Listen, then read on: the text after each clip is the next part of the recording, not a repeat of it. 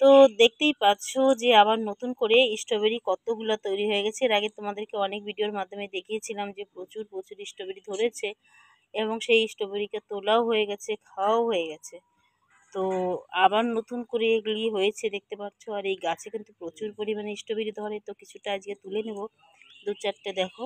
তো দেখো, তুলতে কিন্তু ভীষণই ভালো লাগে গাছ থেকে স্ট্রবেরি।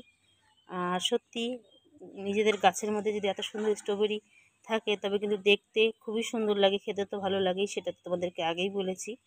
তো খুবই সুন্দর দেখো। আর একটি ডালের মধ্যে যে কতগুলো থোকা থোকা ভাবে হয়ে আছে স্ট্রবেরি, তো দেখতেই পাচ্ছ।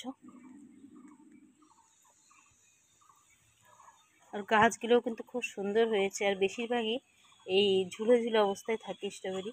বেশিরভাগ স্ট্রবেরিকে দেখা যাচ্ছে যে ঝোলা অবস্থায় আর কি, ঝুলন্ত অবস্থায় বেশি থাকে। তো দেখো কত পরিমাণে স্ট্রবেরি কীভাবে ঝুলে ঝুলে আছে। আর গাছগুলো কিন্তু বেশ সুন্দর হয়েছে। আর এই জায়গাটাতে প্রচুর পরিমাণে রৌদ্র পায়, আর রৌদ্র পাওয়ার জন্য কিন্তু গাছগুলি আরও সুন্দর হয়ে গেছে। আর স্ট্রবেরির পরিমাণটাও আগের তুলনায় অনেকটা বেশি হয়ে গেছে। আর কতগুলো করে ঝুলে ঝুলে থাকে, দেখতে কিন্তু খুবই সুন্দর লাগে। আর এই গাছটি কিন্তু একটি যে মাছের শোলা বা মাছের কার্টুনে বসানো, সেটা তোমাদেরকে আগেই বলেছিলাম। আর এটি আমাদের উঠোনের একদম কোণার মধ্যে আর কি, উঠোনের একটি কোণার মধ্যে স্ট্রবেরি।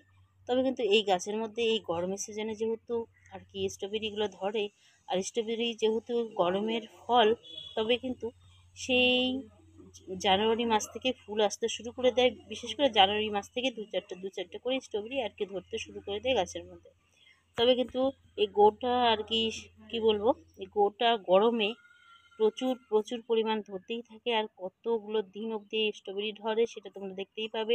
আর প্রচুর স্ট্রবেরি কিন্তু গাছ থেকে খাওয়া হয়ে যায়, খাওয়া হওয়ার পরেও কিন্তু আরও নতুন করে ধরতে শুরু করে। আর কত সুন্দরভাবে ঝুলে ঝুলে আছে, আর পেকে পুরো লাল টুকটুকা হয়ে গেছে দেখতে পাচ্ছ। আর শুধু লাল টুকটুকা নয়, তার সঙ্গে দেখো নেটটা লাগিয়ে দেওয়া হয়েছে। বিভিন্ন রকমের পোকামাকড় আর কি যদি স্ট্রবেরিগুলোকে নষ্ট করে দেয়, তার জন্যই আর কি নেটটা বাঁধা। তবে যেহেতু উঠোনের মধ্যে লাগানো, আর এমনিতে আমাদের বাড়ি অন্য অন্য ফলগুলো হয়, সেই ফলগুলো কিন্তু প্রচুর পাখি আসে। আর সেই পাখিতে কিন্তু প্রচুর পরিমাণের স্ট্রবেরি খেয়েও যায়। তো দেখতেই পাচ্ছ যে কি সুন্দর স্ট্রবেরি ধরে আছে।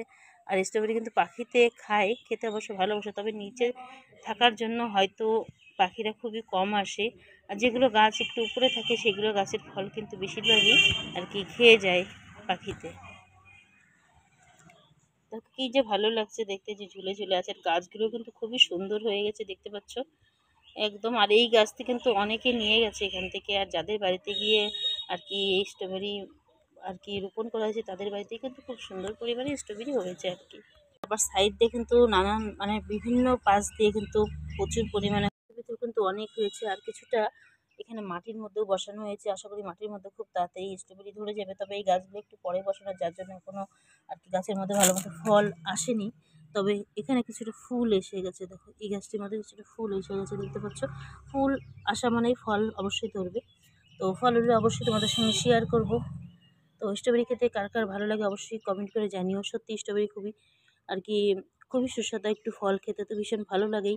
আর তার সঙ্গে অবশ্যই আর কি ভিটামিনযুক্ত ফল, যেটা আমাদের প্রত্যেকেরই শরীরের জন্য ভীষণই উপকারী।